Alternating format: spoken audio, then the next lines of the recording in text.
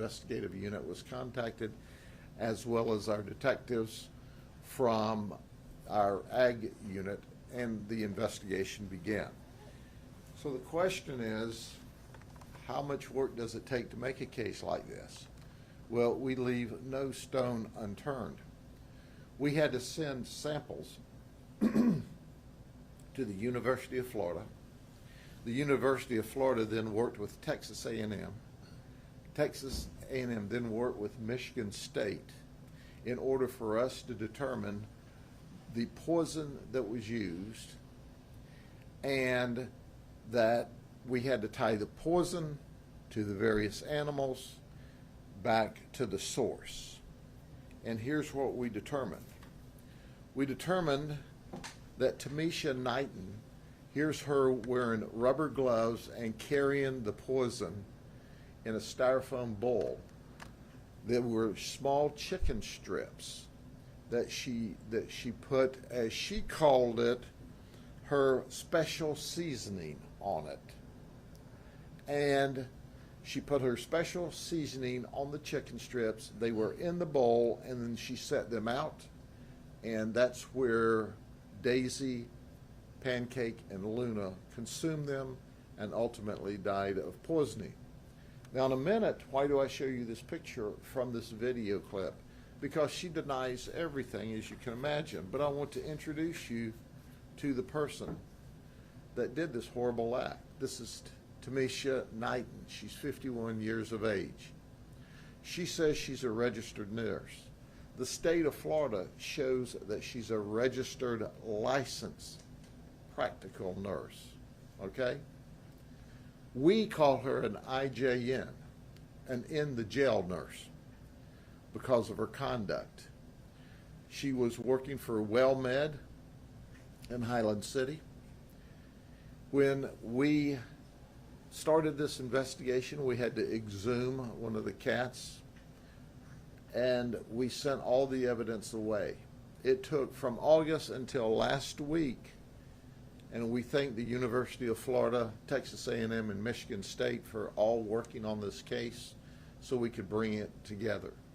They decided that the insecticide that was used in a very concentrated state that was put on the chicken strip, that happened to be the special seasoning, was folate.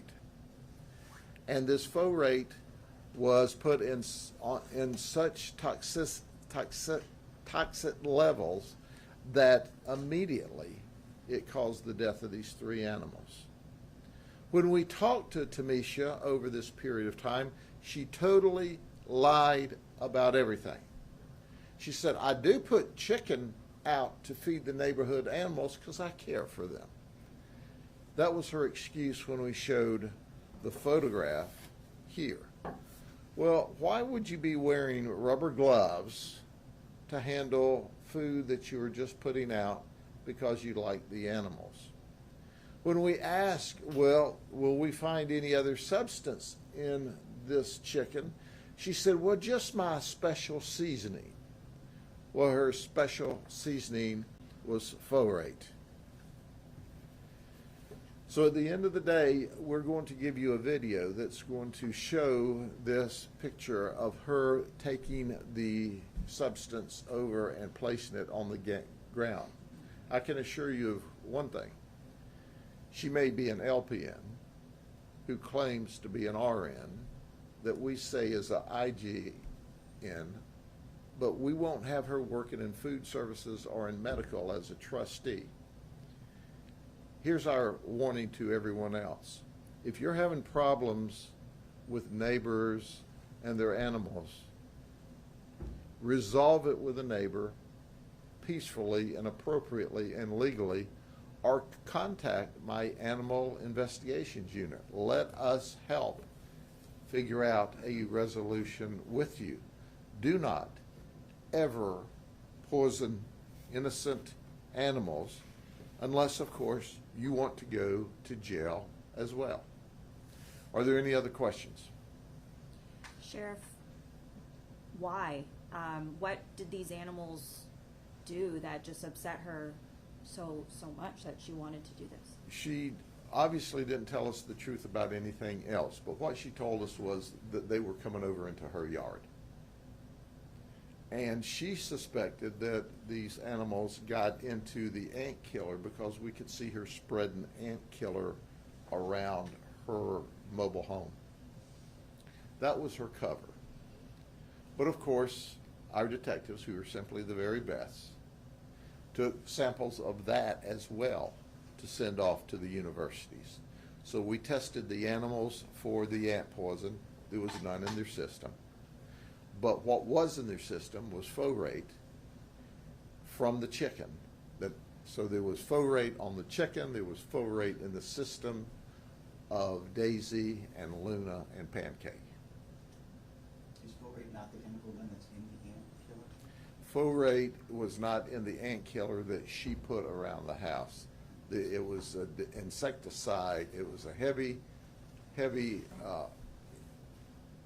amount of insecticide that she put into this chicken. Just want to be clear, because she was a nurse and working for this place, that this wasn't a chemical or something that came from the place. No, this chemical can be purchased over the counter. And, you know, it was not only the 3 pets, but that Chihuahua also was pregnant. I mean, 8 puppies. With 8 puppies. Yeah, when you hear that, what do you think? Oh, it makes me angry. It certainly makes me angry. So and you're absolutely right. It was not just the 3. It was 8 more that she killed as well.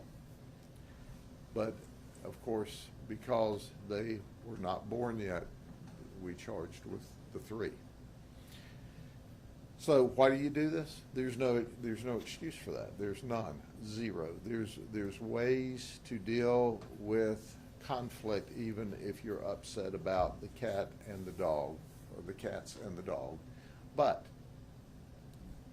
at the end of the day, she chose to do a criminal act, an intentional criminal act. This is not a mistake. It's not like you love cats and you've got too many of them because you love them and you just want to help them, and then you end up neglecting them for lack of ability to take care of them.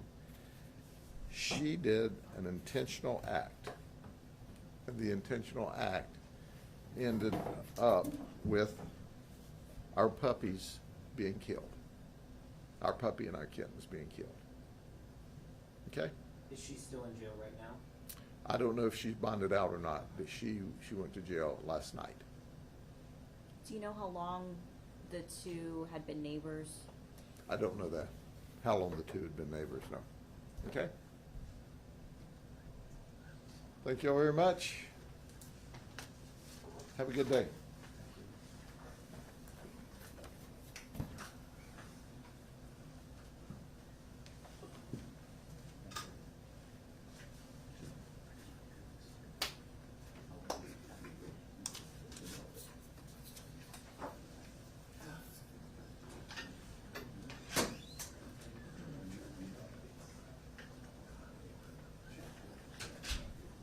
If you go to EPA.gov, it talks about environmental hazards for that chemical, and it says it's highly toxic to fish and wildlife. And even very small amounts can cause exactly the conditions. Is the video, y'all release it in the press release? No, we have it here. If you've got a memory stick, we can give it to you. It's on our computer over here. We can download it to you. It's a video of a video, so I mean, it'll be good for B-roll, but it's